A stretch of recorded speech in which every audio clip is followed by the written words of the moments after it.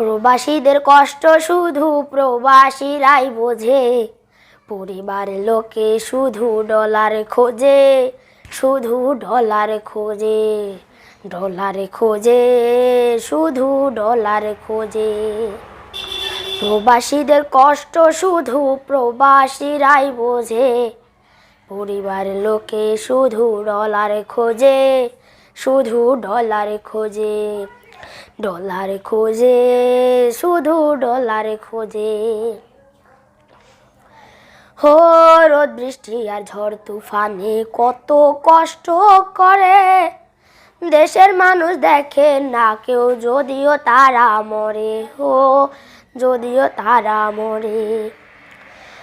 হো রোদ বৃষ্টি আর ঝড় তুফানে কত কষ্ট করে, দেশের মানুষ দেখে না কেউ যদিও তারা মরে, ও যদিও তারা মরে।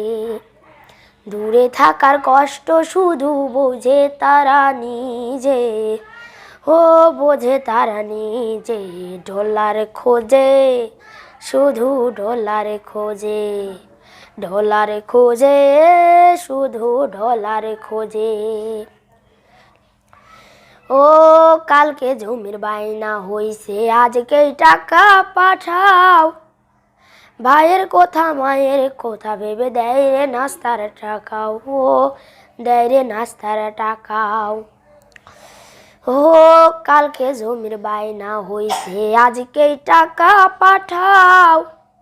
মায়ের কথা ভাইয়ের কথা ভেবে দেয় রে নাস্তার টাকাও, ও দেয় রে নাস্তার টাকাও।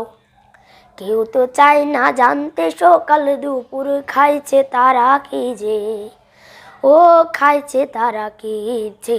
ডলার খোঁজে, শুধু ডলার খোঁজে, ডলার খোঁজে, শুধু ডলার খোঁজে। প্রবাসীদের কষ্ট শুধু প্রবাসীরাই বোঝে, পরিবারের লোকে শুধু ডলার খোঁজে, শুধু ডলার খোঁজে, ডলার খোঁজে, শুধু ডলার খোঁজে। কলমে নূর ইসলাম, কণ্ঠে ইয়ামিন ইসলাম। অতএব বুঝতেই পারছেন এই গানটি কে লিখেছে। এটি আমারই নিজের লেখা গান। আমি অনেক আগে থেকে গান লিখি, তবে কখনো কোনো গানে কিন্তু কণ্ঠ দেওয়া হয়নি, কারণ আমার কণ্ঠ শ্রুতিমধুর না।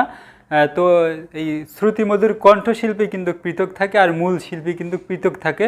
তো সকলেই আমরা সকলের তরে, প্রত্যেকেই আমরা পরের তরে। আমরা কিন্তু একে অপরের সাহায্য সহযোগিতা ছাড়া কিন্তু কেউ চলতে পারি না। তো এই ছেলেটি আমার নিজের লেখা গান, কিন্তু সে তার নিজের কণ্ঠ এবং নিজের সুর কিন্তু সে দিয়েছে।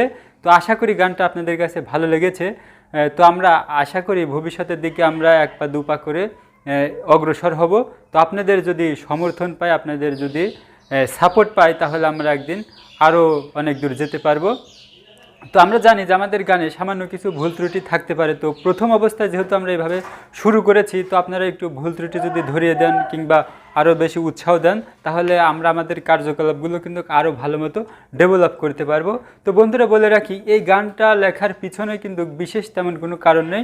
প্রত্যেকটা গান, কবিতা, গল্প বা কোনো কিছু লেখা বা রচনার ক্ষেত্রে কিন্তু লম্বা বা দীর্ঘ কিন্তু ঘটনা থাকে। তো আমাদের এই গানটা লেখার পিছনে আমার বিশেষ কোনো কথা নেই। আমার কাছে হঠাৎ মনে হলো যে আমি তো অনেক বিষয়ে, অনেকের নিয়ে অনেক গান, কবিতা, অনেক লেখালেখি করেছি। তো কখনো তো প্রবাসীদের নিয়ে কিছু লিখলাম না। তো প্রবাসীদের নিয়ে দু লাইন লিখি না কেন? তখন আমি এটা লিখতে সক্ষম হই।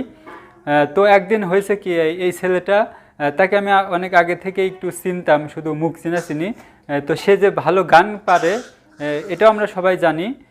তো একদিন সে আমার কোনো একটা কবিতা কোথা থেকে যেন কীভাবে দেখেছে। আসলে আমার কবিতাগুলো কিন্তু ফেসবুক বা ইউটিউবেও কিন্তু নেই, শুধুমাত্র আমার কাছে সংরক্ষিত আছে। মাঝে মাঝে অন্যদেরকে, আশেপাশের পরিবেশের আশেপাশের লোকজনদেরকে দু একদিন আমি একটু দিয়ে থাকি, খুবই সীমিত পরিসরে। তো একদিনকে ছেলেটি আমাকে বলতেছে, ভাই আমি আপনাকে একটা কবিতা শোনাবো। তে বললাম যে শোনাও। তে বললো একটু ভিডিও করেন। আমি ভিডিও জুড়লাম। এরপর দেখলাম যে আমারই লেখা কবিতা আমাকেই শোনাচ্ছে অসাধারণ বাচন এবং অসাধারণ শৈলীতে। আমি তো অবাক, কি ব্যাপার? আমার তো কবিতা, আমার গানে তো কোনো প্রকার সুর নেই, আমার লেখার দরকার, আমি শুধুমাত্র লিখে গেছি। আর এই ছেলেটা এরকম অসাধারণ বাচন ভঙ্গিতে এত সুন্দর কবিতাটা আমারে শোনালো। আমার কবিতাতে তো আমার নিজেরই কোনো সুর দেওয়া নাই। সেদিনকে আমি অবাক হলাম। তারপর আমি আর একটা গান লিখেছিলাম, তবে একটু মনে মনে স্থির করে রেখেছিলাম যে কেমন সুর হতে পারে। আমি এমনটা শুধুমাত্র ভেবে রেখেছিলাম, তাকে আমি বলি নাই যে এই গানের এমন সুর। তাকে দেখালাম যে দেখো তো এই গানটা আমি লিখছি, গানটা হয়েছে কি না, বা এই গানটার কোনো সুর আছে কি না, কেমন করে গাইলে গানটা শ্রুতির মধ্যে শোনা যাবে। সে একেবারে আমি যেমনটা ভেবেছিলাম ঠিক তেমন রূপেই সে সুর করলো। আমি তো অবাক। সেদিন থেকে বুঝলাম যে আমার আরও বেশি পরিশ্রমী হতে হবে, এই লেখালেখির দিকটা আমাকে আরও ভালোভাবে চালিয়ে যেতে হবে। আমি বেশ কিছুদিন কিন্তু অবসরে ছিলাম, মানে গান লেখা থেকে বিরত ছিলাম, লিখতাম না। তো এই ছেলেটাকে দেখার পরে আমার মনে আরও উৎসাহ জাগে, মনে সাহস হয়, মনোবল দৃঢ় হয়। আমি আরও প্রত্যাশিত যে আরও ভালো ভালো কিছু লিখব, কারণ এখন তো একটা কণ্ঠশিল্পী আছে। আমি লিখব, সে গাইবে, আর আপনারা বিচার করবেন। আপনারা হচ্ছেন বিচারক, আমি লেখক, সে গায়ক, আপনারা বিচারক। তো যা হোক, আজকে অনেক কথা বলে ফেললাম। আজকে এ পর্যন্ত। সকলে ভালো থাকবেন, সুস্থ থাকবেন। আল্লাহ হাফেজ।